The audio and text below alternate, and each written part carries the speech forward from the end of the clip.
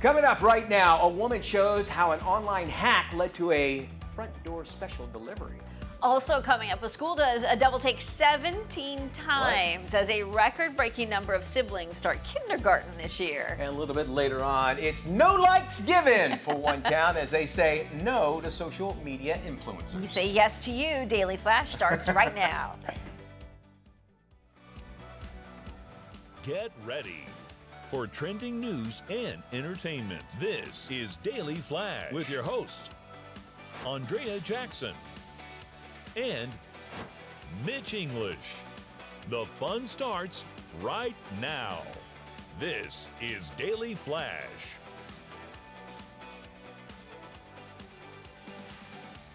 Hi everyone, I'm Andrea Jackson. I am Mitch English, welcoming you to Daily Flash. We got our boy Matt Doolittle back in the studio with us today. We're going to be checking in with him. Very nice. And you happy? I love it, man. We loved you up there in I was in Detroit for the weekend. I saw Måneskin play live. Those guys can rock, and according to the lead singer, Detroit smells like French fries and wheat. Is that right? Okay. Yes. You know, when Måneskin turned 13, they actually had a big... They had a bar mitzvah? Yeah, Okay. I don't know where the hell I was. Right when you said it, the joke entered and then it left. Is that a Monday And joke? there's It's a Monday joke. There's a no filter. There's a on no Mitch. filter joke. Thank you. All right. You've got to be living under a rock if you've missed the fact that Taylor Swift and Travis Kelsey are hanging out. Let's just put it that way. Well, and their names. I thought, you know how like Oh, Bennifer, did they create well, one? they have an unofficial one that I would like to make official on the show. What is it? Trailer. I love it. That's a good one. That's a So good when one. they break up, guess what we're calling it? Trailer park? Trailer trash. Trailer trash. Ah. So anytime we talk about it, we got some trailer trash to talk about. All right? I love it. So that's what Trailer. we're calling it. We were talking about that on our radio show. So apparently there are a lot of conspiracy theories going on. Some people don't believe the two are actually dating. They think it's a PR move by both of them, especially for Travis Kelsey, because he's doing these ads for Bud Light and for Pfizer. And he was getting a lot of criticism for promoting both of those products. Okay. So some people are saying, I think he's hooking up with Taylor Swift as a way to get that attention off of him and more on the two of them. She's wholesome, I she's can see sweet, that, people yeah. love her, and then him with her makes it all okay. And Maddie, he also has a thing on Netflix. Doesn't he have a documentary or something on Netflix? Yes, Yeah. one of those, yes. And a podcast with his brother, And a podcast. and this, and Yeah, that. and on the podcast with his brother, he said they've got to cool it. It's a little bit too much with all the coverage. Because basketball gets it right. They show the celebrity once, they say, hey, this is who's here. But if you watch the game previously against the Jets, I mean, it was like every other shot. We had to go up to the box and look at Taylor. To see what's going on. Just have a Taylor box. The Taylor box. Quickly though, this is. But do they? They don't have the same agent, do they, or the same manager? Or do they? I don't because know. that That's a happens good a lot in question. Hollywood, don't Yep. they? They're like, hey, listen, we need, and it's all put together. Yeah, as a package. coordinated. Coordinated. Thank Yeah, you. definitely. Let's go a little further north to Ontario, where a woman said a box containing more than 1,000 condoms arrived, but she never ordered them. Wound up on her doorstep while her husband was in the hospital. Oh my. Jolene Angelheart, what a great name. Jolene. No, well, right there, with a name like Jolene Angelheart, you're going to get 1,000 condoms in there. She received an email from Amazon about that order, but she had just assumed it was fake because her husband wouldn't order anything like that, especially from Amazon. Joel said that, I said Jolene, but her name's Joel, said that she was even more confused when she found out her credit card had been charged nearly $500 for that special delivery. Cyber experts say the situation resembles what's known as brushing scam. That's when an Amazon seller might send a random package to a random address and then use the delivery to inflate their customer numbers and reviews. It happens all the time. A lot of it is from stuff from China. So when this happened to, I can't remember what was delivered, I think lunch boxes or something to this lady's house or something like that.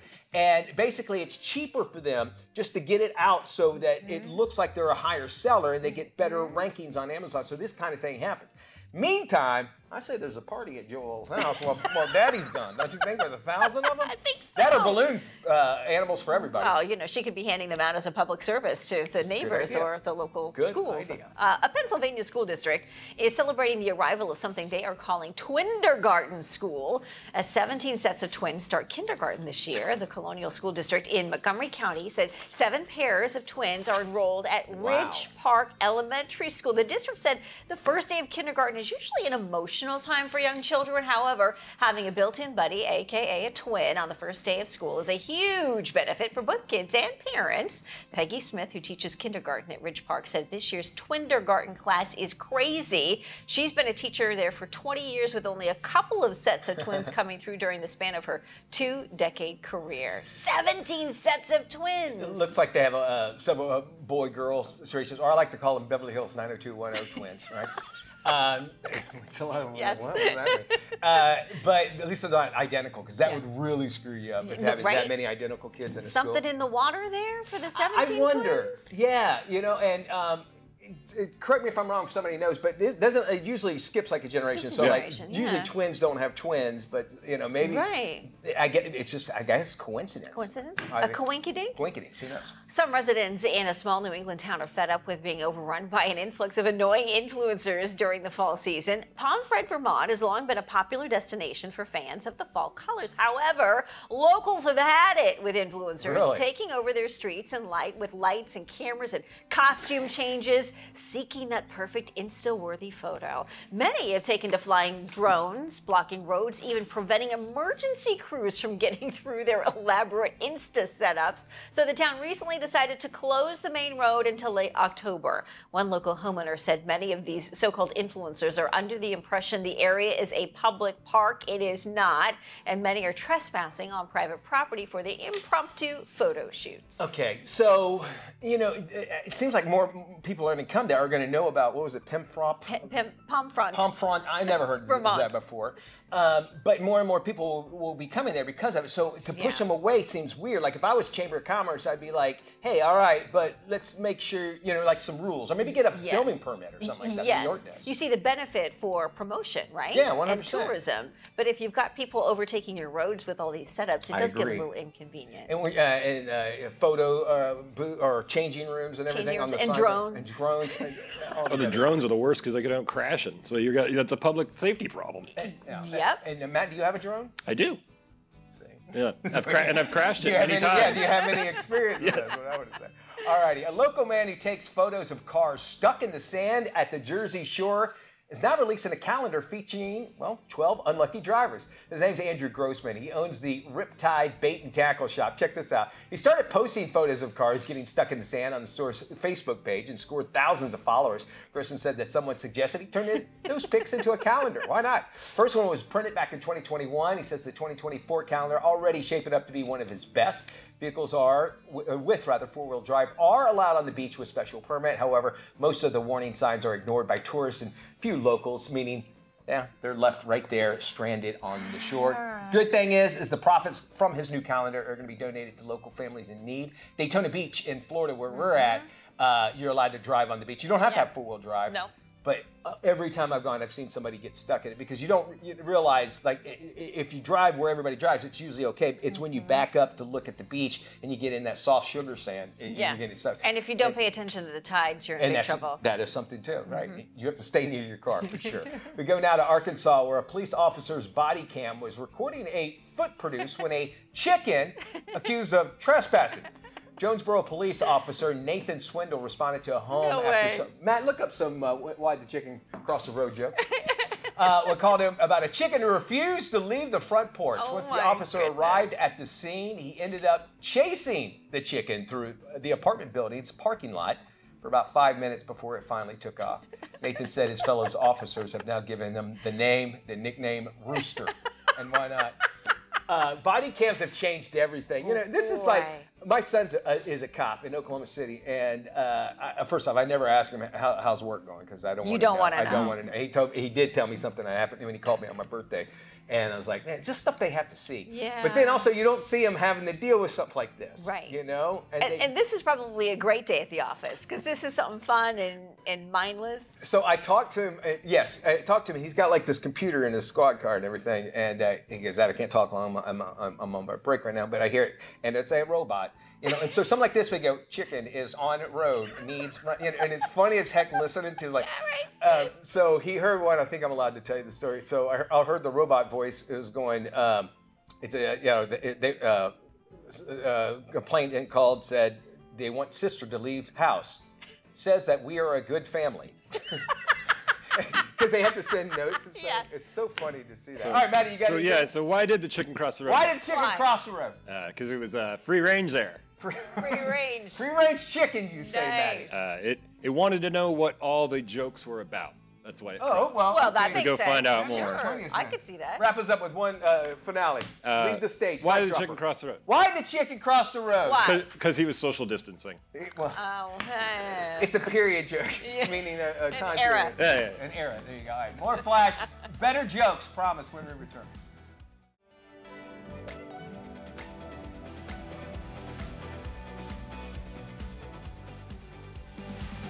Welcome back to Daily Flash. I'm Andrea Jackson, along with Mitch English and Matt Doolittle. So, Mitch, if you were to go to a church confession, what kind of expectations would you have? Well, I would imagine it's just going to be me and the person I'm giving my confessions to, and I could be able to pour out my soul to him and trust that he or she would give me right direction. And to keep that confidential. 100%, yes. Okay, all right. Well, get this. A priest is Wait, catching. have you heard something? Well, maybe. I've heard about it. I know. Don't start off just asking me that question. It freaked me out a little bit. Well, get this. A priest is catching flack for breaking his vow of keeping secrets to warn a husband of his wife's infidelity. Turns out the wife confessed to a work trip rendezvous, and as part of her penance, she was told by the priest to tell her husband. Well, turns out she ignored the priest. The priest discovered her omission when he asked the husband how things were going. Ooh, all Well, the right. wife knew she was in big trouble when she returned home and found all of her stuff out on the front lawn. So here's our question for the roundtable. Should the priest have kept quiet about the incident? Well, 100%, I say. On paper, you'd say, well, yeah, because a confession is supposed to be between you and the priest, and it's not supposed to be big news, and you're supposed to work your way through it on your own. And for him to go and kind of spill the beans really kind of breaks that trust altogether. So I can't see how anybody would feel any different. I was like, you were not supposed to do this, and you did it. Yeah, Matt? So the whole point of going there to do that is you feel like it's a safe space, because otherwise, what's the point? Like you might as well just go tell your friend or go out and tell everybody. It doesn't make any sense why you would do that. I side with the priest on this one because he told her, go tell your husband. And she didn't, so I don't know what she thought would happen. I know there's an expectation of confidentiality, but what about the list of sins that you must confess to a priest? We want to talk about that. All right. The list includes missing church without a valid reason. Okay, all right, without a valid reason. Okay. The priest should know I'm not there if they don't see me. Do they take attendance these days? I don't know, remember. sometimes they do. All right. Sex without marriage. Okay. Cohabitating without being married. And committing sacrilege. All right, so these are the things you're supposed to sit down, and most churches believe that these are the things you confess to. These are the things you need to admit to in that little crazy box to the priest that you're talking I to. will not be going to church because every one of those I'm pretty sure that I'm violating. So Just this morning, right, man? yeah, just this morning. I mean, I live with my fiance, so yeah. I mean, just this morning, all of those. But I don't see the point of like going in there and telling him this if he's just going to go. So blast are the traditions outdated then? Do you think? I think yeah. I think that when you go to church, you have a set of rules. Those are the things that you have to go do. You have to be able to follow those. And if you don't follow them, you go and do that. I think, though, all in all, though, it should be on my terms on how I basically fix things and get back to my good graces with God, and not being pressured by somebody who's like, hey, look, you need to do this. You can't make anybody do anything. They have to want to do it on their own. And it sounds as if this whole story is that the priest thought, well, she talked to the husband, but that wasn't necessarily the case. Maybe. I think there should be some kind of recourse on all this. You know, I mean, like something should happen to the priest. Well, maybe I'm simplifying things, but it seems to me like people can do whatever they want and act crazy and wild and stupid during the week, and then all they have to do is go to a confession box and say, hey, I did this, this, and this. Will you forgive me? And the priest gives you penance, and then like all is forgiven. So it's like rewarding bad behavior because you go tell somebody in a closet with a screen that you've done something bad. So I don't understand why things have not been updated to.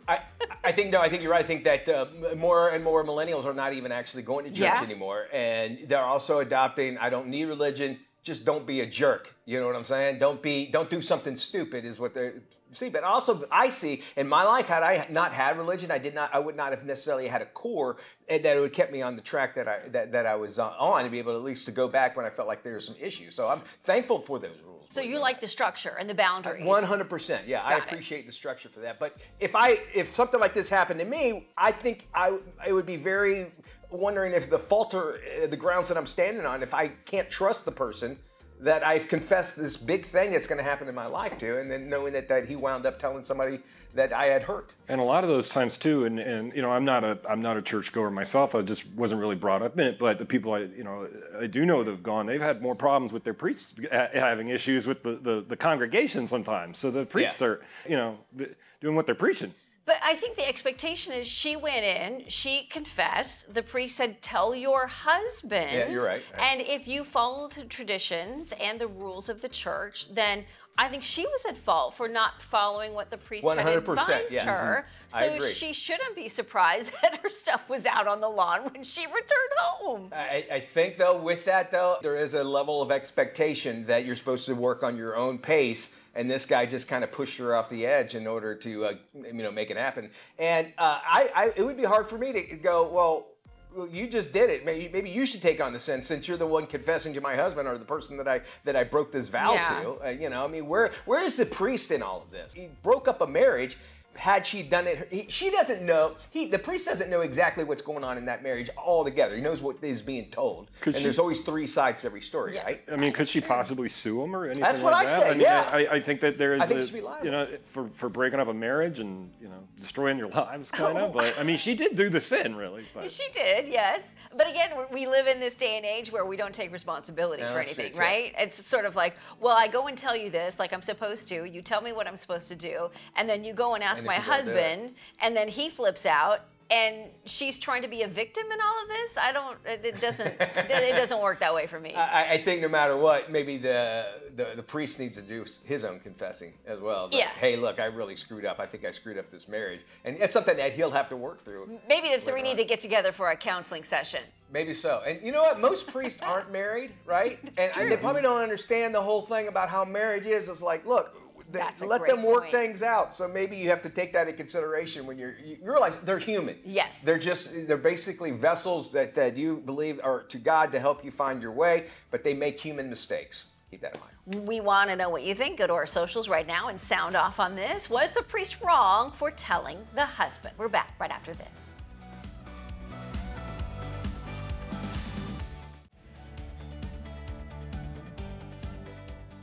In this week's Boss Lady, we want you to meet Ashley Cruz Campbell. She is the CEO and founder of the Coral and Blue Paper Company, and she's changing the way kids say thank you, one handwritten note at a time. Please welcome Ashley Cruz Campbell back to Daily Flash. Ashley, welcome back. Thank you so much for having me. So you joined us last year, Ashley. How has your business changed since then? Well, I mean, I am still having kids focus on gratitude and character qualities. I'm in more stores now, so that's exciting. And my online sales are going really, really well. A couple things have changed though. So for the longest time, I was creating thank you notes for kids. And now I have branched out to a character building line, and that's selling almost as well, if not better, than just my thank you cards. So in that line of cards, I have normally you can buy a pack of 10 thank you cards, and now you can buy a set of 2 get well cards, 2 thinking of you cards, 2 happy birthday cards, 2 thank you cards, and 2 I'm sorry cards.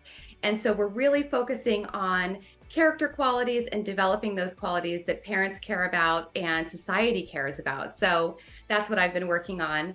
And I've also created an adult note writing club in my local town. That is terrific. So why did you start the Coral and Blue Paper Company?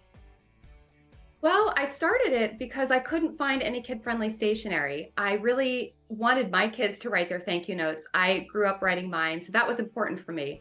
But what I noticed was that all the stationery is just maybe 4 inches across.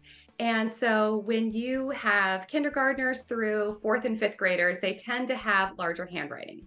So their fine motor skills are just developing and they're just learning how to hit their uppercase and lowercase letters. So I went to a local store and I asked for children's stationery and they said they had never heard of it. So I went online, looked on Amazon and Etsy, and I didn't see what I was looking for. What I knew they needed, because I had been making my own for so long using construction paper and a ruler to make lines and using some of their artwork from school and then trying to find an envelope that would fit it. I was looking for a landscape design without a crease in the middle so kids don't have to write over a crease. I wanted elementary lines because that's how they learn to write at school and it really helps to avoid writing frustration. I wanted them to be as wide as they could be so kids can fit Dear Grandma and Grandpa all the way across, but they still mail with one stamp. And I also wanted a little space at the top for them to draw a picture and everything goes out with one stamp. So yeah, I created a prototype with a local printer. We started mailing them out ourselves as a family and everybody kept asking where we got these and the business was launched. It's proof that necessity is truly the mother of all invention here. Ashley, let me ask you this. In this digital age, it is hard to imagine anyone taking the time to write a note instead of sending a text or an email. Explain the power a handwritten note can have on the receiver. Yeah, I mean, this is something that, you know, I designed this out of simplicity. And what I have learned now over the past 5 years of having this business is how important it is for people to feel appreciated, how much people love getting something other than a bill in the mail, how much people, especially grandparents, when they mail their grandkids a gift or something like that, how much they love to know simply that the gift arrived, but that the kids loved it and they have something, a keepsake to remember what their grandkids said and a picture.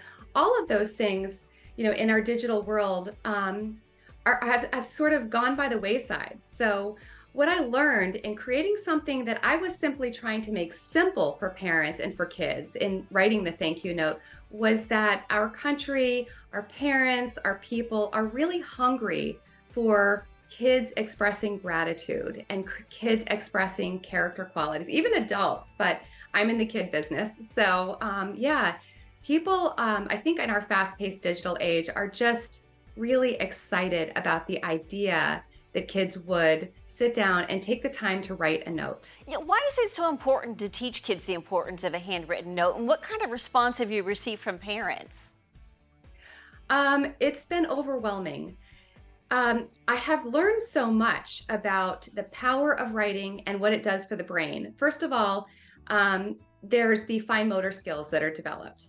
When you write out something, and this goes for note takers too, like if you're in college and you're studying, handwrite those notes instead of just type them. Because when you write something by hand, it works with the brain, it increases serotonin levels, and you remember what you wrote, and you really do feel what you write more than you do when you type something. So those emotions are really set into the child. So when they're expressing gratitude, if they're expressing love, empathy, apology, anything like that, those emotions really stick with the kid. And those are character building qualities that they will take with them for the rest of their life. So handwriting over typing is definitely the way to go, especially when you're expressing emotion. Ashley Cruz Campbell, Coral and Blue is the paper company. Thank you so much for joining us. If you want more information, you can find her on the web at coralandblue.com and on Instagram at coralandblueco. Ashley, thanks so much for joining us. Thank you so much for having me. This is Daily Flash with your hosts, Andrea Jackson and Mitch English. Trending news and entertainment. This is Daily Flash.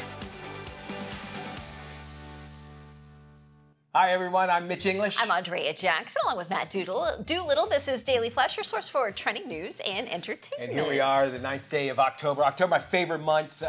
First off, it's my birthday month, and it's also National Pizza Month. I got to share with you guys really quick. Yes. So Jackson and I, we worked together for over 20 years. So, yeah. So she knows me really, really well. Two things I love: skulls and pizza. So what has she got me? for my birthday. She gave me a skull pizza. It was a skull. I love that thing, man. I was like, this is the coolest freaking thing ever. I almost didn't want to eat it, but I was like, well, it's pizza. I gotta eat it. Was it good? Oh, it was delicious. Oh, good. It had, I guess, like inside of it, it kind of had a little fried taste in it, and I put it in the air fryer just to warm it up a little bit, and it turned out delicious. Perfect. Wonderful stuff. So thank you so much. You're for that. so welcome. You nailed it. It is National Pizza Month, so I thought I'd give a little bit of not day. It's actually National Pizza Month here. How many slices of pizza do y'all think an average person eats in a year, according to the survey? Just yell out the number. 25. 23? 200? 180 slices a year. About right. The average person eats pizza about 3 times a month. I believe that because it's Pizza Friday at my house all the time. Yep, okay. The best side dish to put on your pizza is Parmesan, followed by red pepper. 30% of the people that they surveyed said that ranch was on it, which makes perfect sense. Thing, yeah. Why Papa John gives us a banana pepper for every meal, every pizza you order. I don't know what it is. I love banana peppers. I have no idea. Why do they give you You order Papa John's, they put a banana pepper. And right are there you just supposed to eat it? I guess so. I do. I eat it. I'm the only one who eats. I think it's just great. Okay. Worst toppings to go on a pizza. Oh, sardines. Sardines. Okay. Yeah, or anchovies. Anchovies. Okay. Yeah. Do a little. I will die on this pineapple. I agree with all those wow, things. you and Mitch are gonna throw down here in a second. I love pineapple. Why you can't get pineapple? It's the sweet part of it. It just love it. doesn't feel like it's supposed it's a to be savory there. combo.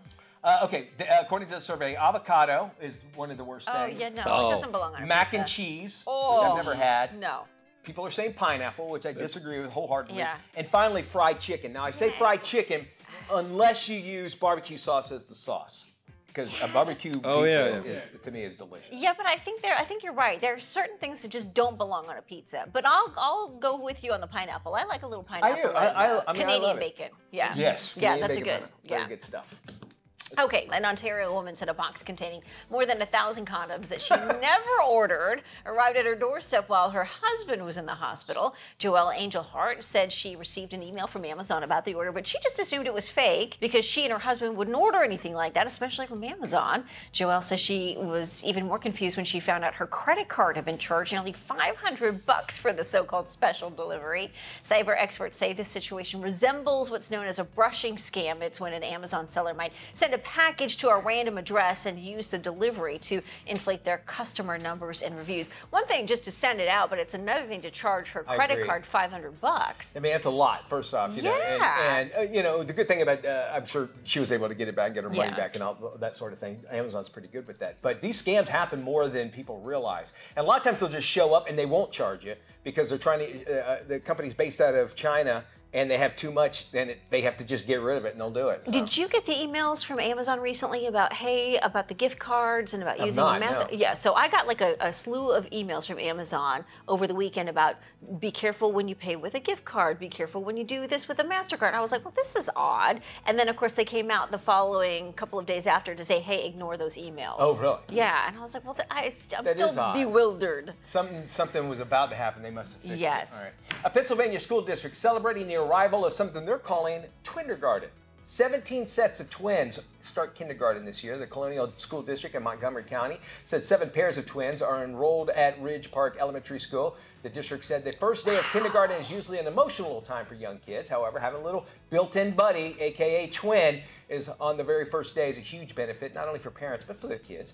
The kindergarten teacher, Peggy Smith at Ridge Park, says this year's kindergarten class is just crazy. She's been a teacher for 20 years, has not seen anything like that. So cute. The problem is you have to figure out early on in kindergarten which one of you is going to be the evil twin.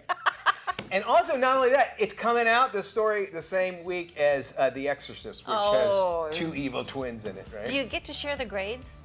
Oh, that'd be nice. You have somebody to cheat off. Yeah. Also. More Flash after this.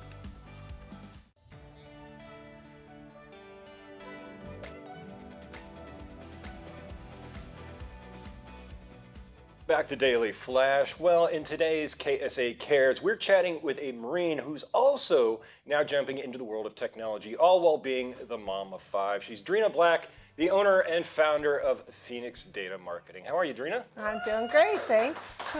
So you and I know each other really well, but you know, when I started working with you and everything, I was kind of taken aback that you're a Marine. Yeah. So how did you end up, you know, putting on the old stars and stripes? My grandfather is a Marine, and I went to him and I said, hey, I was thinking about joining the military. I think I'll go in the Air Force. He lovingly laughed at me and then took me down to the VFW and had me talk to all of his Navy and Marine Corps veteran friends, and they decided which one I went into. Met a Marine Corps recruiter, and the rest is history. Wow. So, and what was your main role there? Like my job? Yeah. What was your Marine job? Heavy equipment operator, so forklifts, bulldozers. Okay. And so you've transitioned that work background. Now you work in the technology sector. Correct. And what is it? It's mostly the AI, Web3 stuff. So tell me about that. Yeah. So my company consults with another company called Infinity Data, and they use their inference AI to help businesses look at their business intelligence. What are you doing? Where are you at? And then transition it with data science to do predictive algorithms also with the AI, so that you can hit your goals and just make good decisions based on the data that you've got and what's out there and what are the trends that are happening. Cool. And just to circle back to the Marine thing real quick, you're involved with the local Central Florida chapter as well, right? Yeah, the Central Florida Marine Corps Foundation, and they basically serve the Central Florida Marine Corps community by preserving their traditions and offering every Marine family and Marine a voice in the future that we've got coming up here for our veterans. Yeah, and you've got a couple big events coming up too, right? We do. The Marines are very famous for celebrating their birthday. So on November 4th at Rose and Shingle Creek, we are celebrating the birthday. We're doing on the 3rd a golf tournament and also a casino night. So it's just a way for us to get together, some put the uniform back on, and steeped with a lot of traditions. And you do a lot of these events around here, and how important it is to kind of keep that community, especially since you've all served and oh, the Marine Corps community is vital, because I moved to Florida about 2 years ago and I started my business, and I didn't know anybody here, and so the first thing I relied on were my veteran brothers and sisters, and started with the Marine Corps. So I'm here. And so, you're also the mom of 5, which is crazy. So you've Marine technology, the mother of 5. So what were you able to kind of take from being a Marine and apply that to everything else? Oh, you can't get away from it. No. They ingrain it deep into your DNA, and it's the saying, once a Marine, always a Marine. And it's the leadership and everything that they've instilled in me, my integrity, my hard work, my dedication. It's spilled over from being a mom into business, and it's hard to outwork me. That's for sure. But so, and when you're seeing all these, the technology coming out in AI and stuff, and on the side you work on, specifically a lot of the marketing, how is that changing where they're going with everything and how that applies? It's hard to quantify that, but AI is just a phenomenal tool for everybody to be able to use to go into the future, but it's not as easy as everybody thinks. You really do need to have a good team of experts on your sides that knows how to use the inference and the generative AI to get the results that it is that you're looking for. And I just kind of geek out on the technology, so I really enjoy it. Yeah, so, and if anybody wants to get, if they want to get involved with Central Florida, where can they go for more info? CentralFloridaMarines.org. Okay, and like with the ball and everything, when is that? November 4th, and it's open to the public. If you like to get dressed up and have a great party, come join us. Awesome. Well, thank you, Drina. We're going to have all that info on our website at dailyflashshow.com. Thank you. Thank you. So, good job. Good job. I'm so nervous. Oh, come on. I just make it so. When do you not want to show off? Yeah, that's true. Welcome back to Daily Flash. I'm Andrea Jackson. The U.S. housing market is in flux right now, but not everyone is feeling the pain. Joining us to talk about the latest real estate trends is Insider's guru for all things real estate. Please welcome James Rodriguez. Hey, James. Hey, thank you for having me. So how are many U.S. homeowners who are downsizing seeing a benefit from the current market?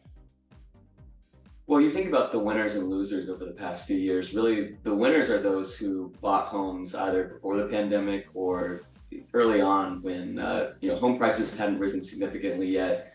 Mortgage rates were very low at one point in 2021, so they were maybe able to refinance or get a low mortgage rate in the 2% or 3% range. Now you look at mortgage rates; they're at 7.3% for the weekly average this week, which is a 23-year high.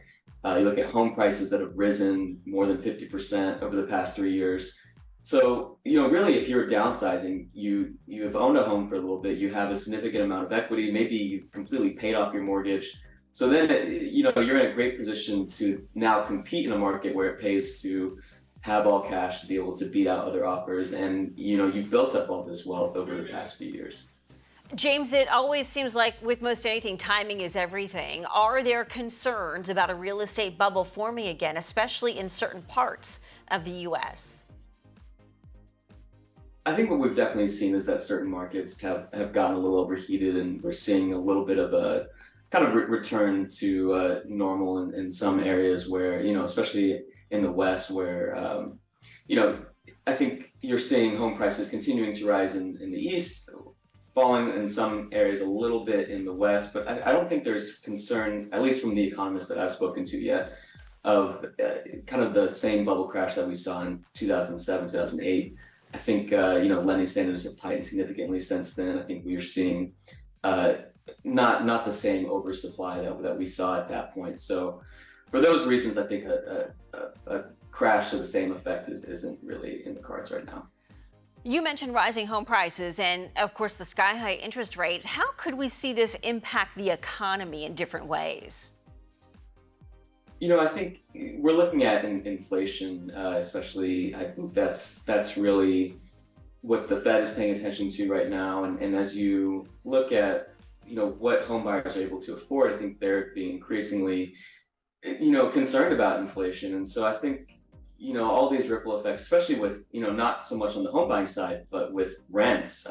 We've seen this huge increase in apartment construction over the past few years, and that should actually bring down rent prices and, therefore inflation. And that can also make it easier, maybe for some people to actually afford their first home and move from renting into home buying. So I think, inflation is really kind of the main thing that a lot of people are concerned about right now. Are there markets, James, where experts warn of overbuilding or a glut of available properties? I think Phoenix is one where we saw a ton of building over the past few years. I think there was so much interest as well in moving there. I mean, there's definitely been a lot of people moving to Phoenix, but that's one market that sticks out in my mind, especially kind of as you see people building farther and farther away from the core of Phoenix. That's one I think people are paying attention to as maybe a place where you could see some oversupply. All right, James, thank you so much for joining us. For more information on James, you can head to businessinsider.com, search for James Rodriguez on the site, and you'll find more information. We'll also post this interview on our website, dailyflashshow.com. Well, October marks the beginning of Audiology Awareness Month, the crucial period to highlight the importance of hearing health. Joining us to explore the latest advancements in hearing solutions and over-the-counter hearing aids is Shannon Pope from Sony Electronics. Thanks for being with us, Shannon. There are 48 million people affected by hearing loss in the U.S., and that number is expected to grow. Over-the-counter hearing aids provide a do-it-yourself solution that makes addressing your hearing health more accessible, more affordable, and all without a doctor. Sony has two style options of over-the-counter hearing aids. Both models can be controlled by an app on your mobile device. The E10 has a rechargeable battery for wireless charging and includes Bluetooth connectivity for iOS devices. The C10 is virtually invisible and discreet and has a long battery life of up to 70 hours. And from now until October 29th, the C10 are also $100 off. You can buy them directly from Sony or visit a retailer like Amazon or Best Buy. To take an online hearing assessment, go to electronics.sony.com/hearing test. Fall is a great time for a getaway. Maybe you're trying to keep summer alive with a beach holiday, or you're just looking for a new and unique destination. Award-winning travel writer and editor Laura Begley-Bloom joins us with some terrific ideas. Thanks for having me. Everyone knows Priceline can save you a ton of money. Well, now they're using new technology, including generative AI, to make travel planning easier than ever. Trip Intelligence is a set of new tools that helps you research and personalize your plans, making even the most complex trips simple. If you're booking a trip with the kids, you can use the family-friendly tools. It will help you filter hotels with the best kid-friendly amenities and even select rental cars based on luggage capacity and car seat availability. Priceline has introduced their new checkout chatbot called Penny. It can answer any last-minute questions you may have, and you can even book your travel in the chat. I love Mississippi. After all, it's the hospitality state.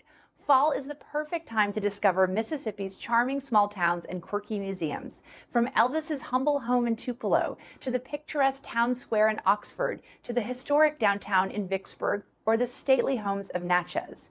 Mississippi's mild fall temperatures and late-season foliage are ideal for nature lovers. Cyclists can cruise through crisp fall air on the Tanglefoot Trail in northern Mississippi or the Longleaf Trace in Hattiesburg. Mississippi is also a foodie paradise. Check out Greenville's Delta Hot Tamale Festival in October and local favorites like slug burgers and catfish. Finally, if you were looking for a beach getaway, the Miami Beach Visitor and Convention Authority has launched the new Experience Miami Beach Tours app to help travelers plan their visit. The app provides curated tours, allowing travelers to discover new, hidden, and iconic locations across Miami Beach. It has dedicated itineraries, including a cultural institutions tour, a public art tour, an Art Deco tour, and more. The app is available for download on Apple and Google Play. You want to search EXP Miami Beach Tours. For more info, go to Priceline.com and download the app. Visit Mississippi.org. Experience Miami Beach on Instagram. And you can follow me on Twitter at Laura Begley. Laura, thank you. We'll make sure to post this information on our website at dailyflashshow.com. This is Tim. Tim is all about time, and if you've ever had a chance to look into Tim's cold, dead eyes, you'll see that it's time for you to follow us on social media. Sure, there's 10,000 social sites out there, and we don't have the time to name them all. Seriously, just ask Tim. So take the time to look for Daily Flash TV on your favorite social sites and start following us. That's all the time, Tim. Goodbye.